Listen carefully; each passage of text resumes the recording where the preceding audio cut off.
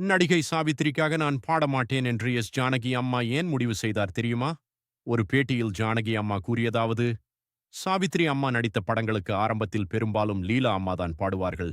அவருடைய குரல் சாவித்திரி அம்மாவுக்கு நன்றாக பொருந்தும். அதன் பிறகு சுசீலா அம்மா பாட ஆரம்பித்தாரு.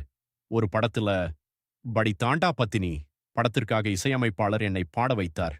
ஆனால் சாவித்திரி அம்மா, இந்த பாடலை சுசீலா அம்மா பாடட்டும் என்று கூறியதாலே அந்த பாடல் மீண்டும் ரெக்கார்டிங் செய்யப்பட்டது. அந்த சம்பவத்திற்கு பிறகு சாவித்திரி அம்மா நடித்த படங்களுக்கு நான் பாட மாட்டேன் என்று முடிவு செய்தேன். ஒருமுறை மீண்டும் சாவித்திரிக்காக பாடச் சொன்னார்கள். நான் 2 மாதங்கள் தாமதப்படுத்தினேன். பிறகு இந்த பாடலுக்கு சாவித்திரி ஆடமாட்டார். கமலா லக்ஷ்மண் தான் நடனமாடப் போகிறார் என்று சொல்லி என்னை பாட வைத்தார்கள்.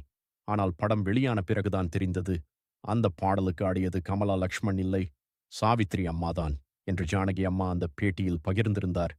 இது போன்ற சினிமாவின் மறக்க முடியாத கதைகளுக்கு ஃபாலோ செய்யுங்கள்.